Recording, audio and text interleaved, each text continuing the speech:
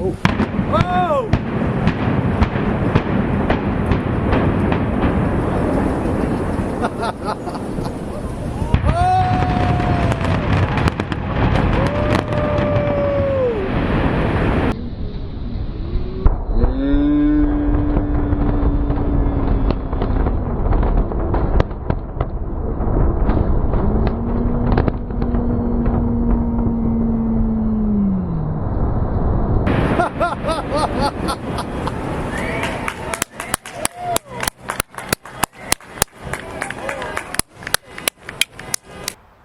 Greetings, St. Paul's Church. It's about 6:45 a.m. in the morning, so I'm going to talk a little softly so I don't disturb my neighbors and their kids who are getting up for school and work.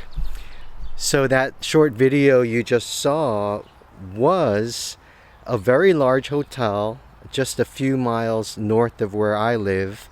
It was called the Sheraton Crossroads Hotel in Mahwah, New Jersey.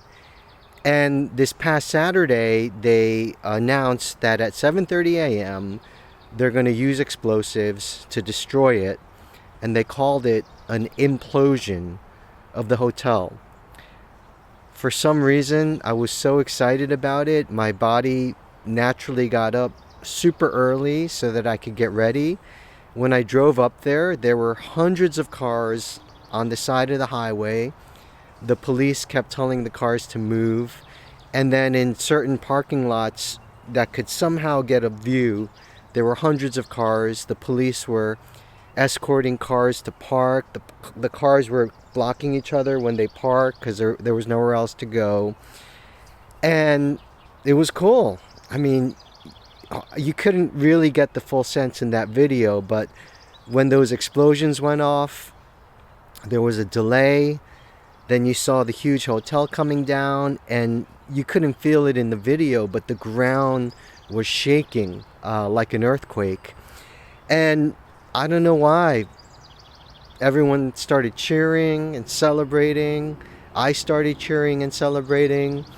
And I was glad I went. It was almost like a bonding experience with the crowd. I almost felt like hugging random strangers. Everyone was talking to each other afterwards, saying, wow, that was so neat.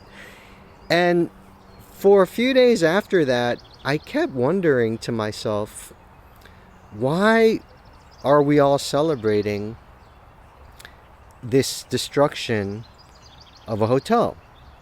And I read comments online. People were saying, oh, it was such an eyesore to the community. Oh, it's so good that we got rid of it. And it really made me think of what Jesus said in John chapter 3, where Jesus said, you must be born again. You must be born again. And I think many of us were celebrating the fact that there are things where it's time for them to go. And if you think about your own life, maybe there are things in your own life where it's time for it to go. And when Jesus said you must be born again, something needs to go or something needs to die before you can be born again. There needs to be an end of one chapter before you could start the new chapter. We live in the Northeast. Most of us love the four seasons. Most of us look forward to the next season. And every year, for one season to emerge, the former season must be put to rest. And I thought about this a lot. I had a week to think about this.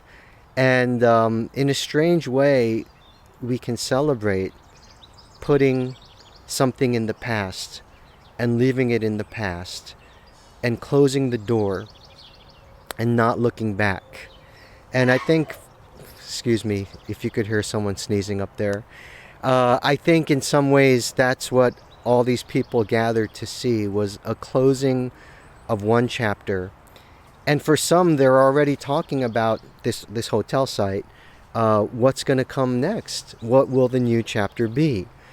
And so think about your life, think about the different chapters, think about the different seasons, And at this point in time, what in your life is God calling you to put to rest, to close the door, to lock the door, throw away the key, sorry to be so cliche, to look forward and to move on and to welcome the next chapter?